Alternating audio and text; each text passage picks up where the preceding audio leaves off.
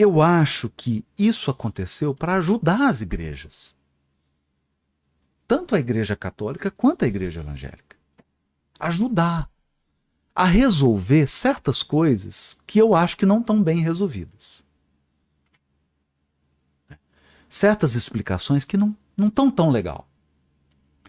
E certos pontos que acabam gerando fanatismo. Sabe, o fundamentalismo evangélico, o fundamentalismo católico. Claro. Eu acho que isso surge de uma deturpação da mensagem de Jesus.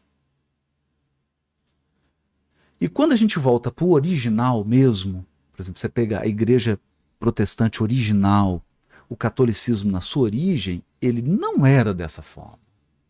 Ele não era bem isso. Né? Mas aí você começa a misturar com política, começa a misturar com poder, começa a misturar com dinheiro, as coisas acabam saindo um pouquinho do eixo. Então eu sinto, essa é a minha visão pessoal, que isso tudo aconteceu no sentido de contribuir. Só que os cristãos da época e a igreja, ela se opôs ferozmente. E muita gente diz... Kardec chegou a ser preso, né? Ah, é? Porque eles... Claro que aquilo ali estava contra a lei, que não sei o quê. Aí ele esclareceu, tal, foi solto. Teve muita resistência, a meu ver, uma resistência desnecessária. Desnecessária. Porque, veja, a gente tem na Bíblia tantos fatos de algo que transcende ao corpo, poxa. Jesus curando as pessoas, Saul com Samuel. Ressuscitando. Tem tanta coisa, Elias, sonhos, José no Egito, tendo intuições, tendo sonhos. Isso era tão comum. Por que em determinado... Fala até de viagem astral, né? De fio de prata, ligação do corpo com o espírito. Saindo do corpo. Daniel, o próprio Davi, todos os profetas falam, sair. Paulo fala. Um homem, não sei se no corpo ou fora dele, Deus o sabe, foi até o terceiro céu.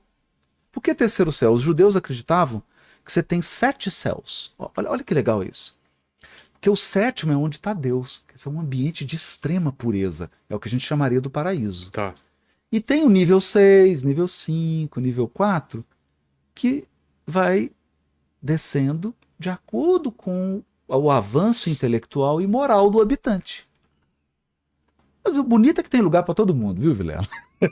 Tem lugar para todo mundo. Mas Deus está na pureza máxima. Ele é o santo, né? O santo dos santos, como diz os judeus, né? Deus é Deus, né? Agora, olha que legal. O Paulo falando isso, ser um homem que eu acho que é ele mesmo. Foi até o terceiro céu, quer dizer, foi uma região espiritual que não era ainda a top da top, não. E lá encontrou com um homem e conversou. Quer dizer, isso está repleto.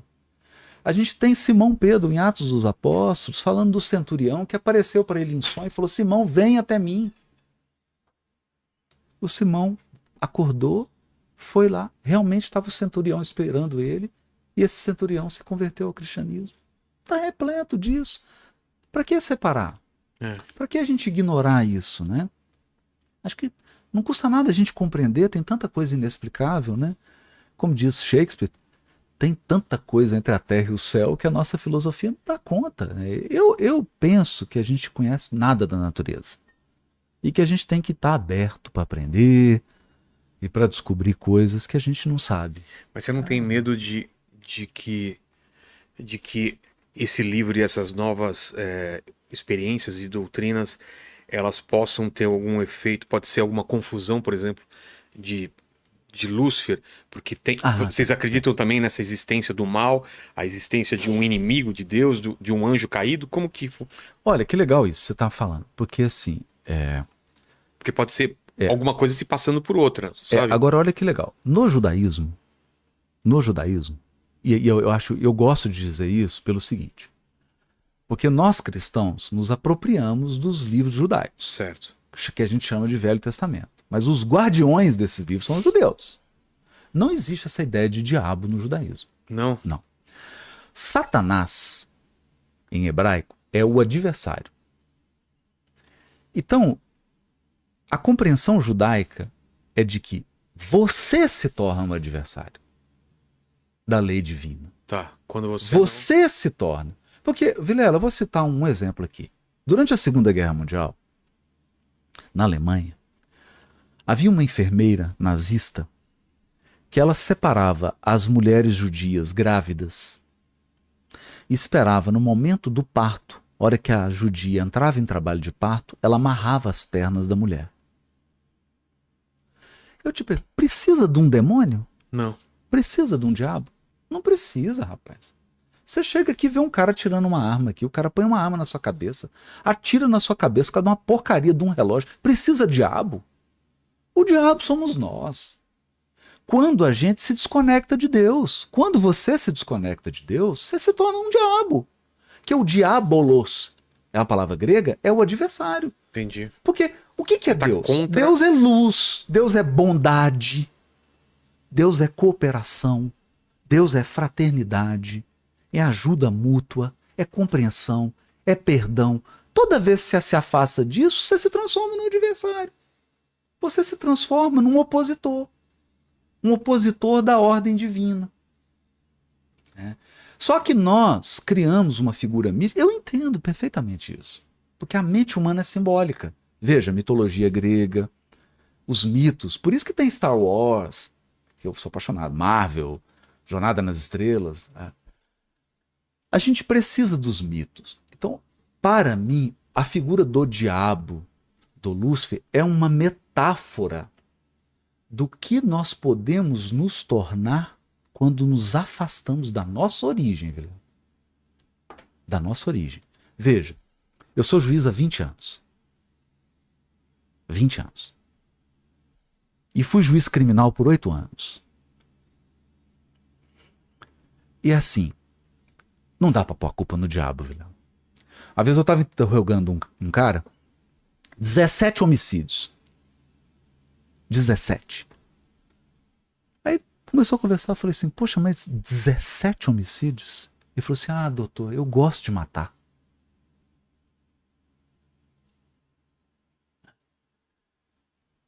E aí eu... Assim você vai pensando, né? Teve um caso que eu julguei, os caras pararam, eles estudaram uma família, era pai, mãe, um jovem casal, com uma criancinha pequenininha de 4 anos de idade. Eles estudaram os hábitos daquela família e descobriam que o pai saía 7 horas para trabalhar, a mãe ficava com a criancinha. 7h30 da manhã eles pararam um caminhãozinho na porta da casa. Um ficou vigiando lá de fora, 2 no caminhão para carregar o caminhão. E esse cara entra armado dentro da casa e fala para ela, vai pro canto. Ela pega o nenenzinho de 4 anos, a menininha, vai pro cantinho da parede. Os caras levam tudo. Tudo. Levaram tudo. Colocaram dentro do caminhão. Depois que o caminhão estava carregado, que eu tava saindo, o cara falou assim, deixa eu voltar. Voltou e foi lá e deu um tiro na cabeça da criança e na cabeça da mãe. Meu Deus. Precisa de diabo? Quer dizer, eu vou criar um diabo para colocar a responsabilidade dele pelas minhas escolhas? Esse cara escolheu fazer isso, pô. É. Por que ele não roubou e foi embora? Covarde. Voltou lá só para matar a criança. O cara fez a escolha. Aí vem falar, e o diabo, que é isso? Para isentar ele da responsabilidade do que ele fez? Não pode. Então, assim, a gente tem que assumir, eu entendo como uma metáfora, né? Eu entendo como uma metáfora do diabólico, eu entendo uma metáfora do mal, né? A representação, como tem o Darth Vader, toda mitologia, né, tem essa metáfora.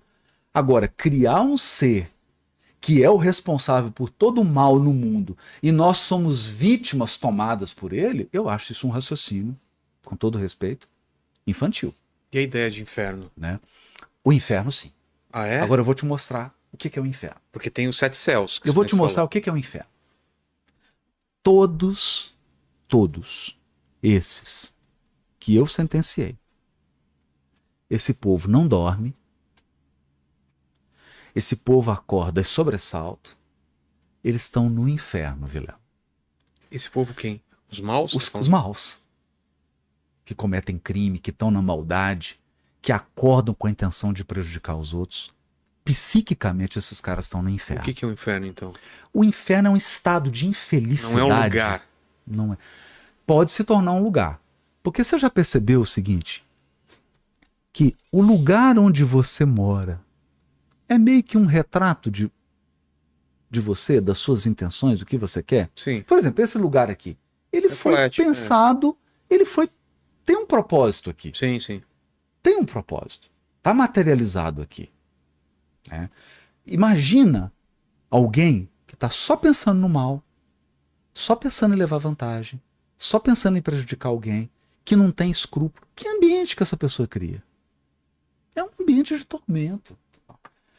Eu, graças a Deus, Vilela, tenho a oportunidade de analisar isso do ponto de vista jurídico, como juiz, do ponto de vista psicológico.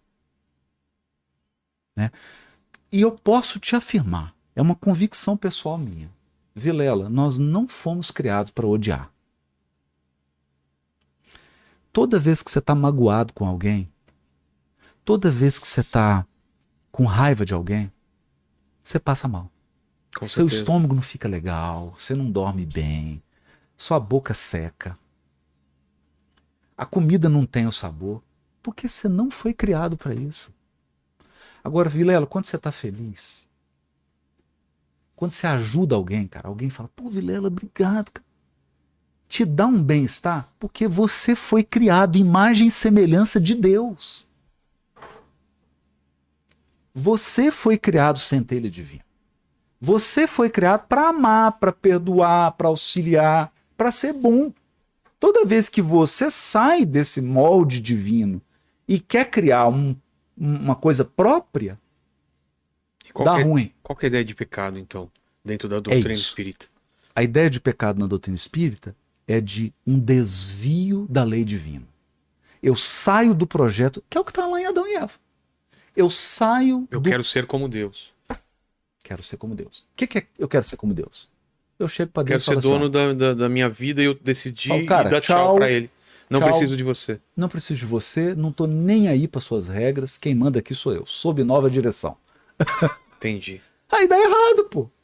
Claro que dá errado. Claro que dá errado. Porque a nossa natureza é limitada. Você é cheio de instintos. Você, claro que você está voltado. Farinha pouca, meu pirão primeiro.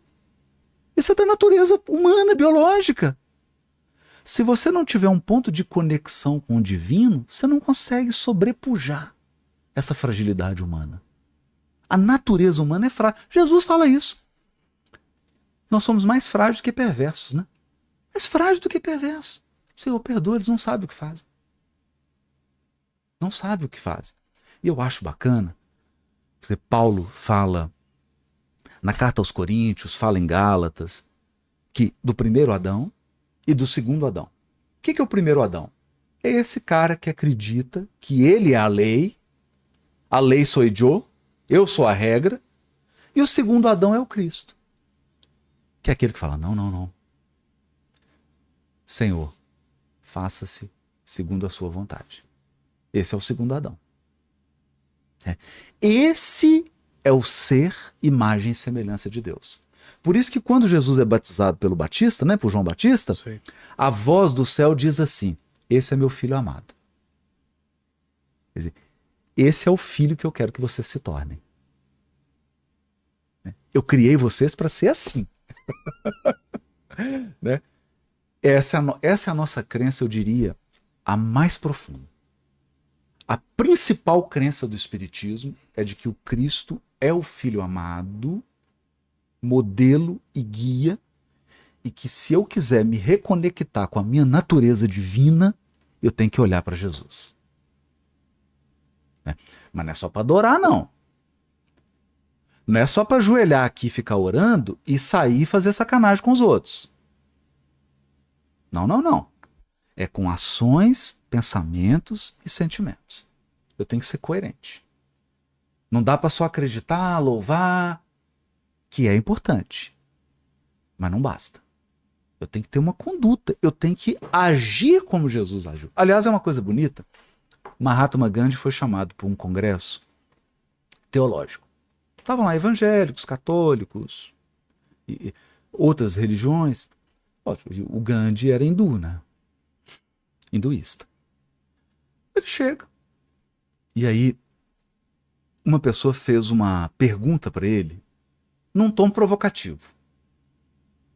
Virou para o Gandhi e falou assim: Gandhi, o que nós temos que fazer para que o cristianismo tenha uma maior propagação na Índia? Ofensivo, né? Claro. Uma cutucada, né? E o Gandhi? Duas coisas. Duas coisas vocês precisam fazer para o cristianismo se espalhar mais na Índia. Primeira, vocês precisam ensinar o cristianismo sem deturpação. E a segunda, vocês têm que viver como Jesus Cristo. Fácil. Eu acho que o cara desistiu do projeto expansionista. Facinho. Só isso. Só isso. Agora, veja, é legal isso, né? E esse mesmo Mahatma Gandhi escreveu o seguinte: se todos os livros da humanidade se perdessem e sobrasse apenas o Sermão da Montanha, nada teria se perdido. Olha só. Tá tudo.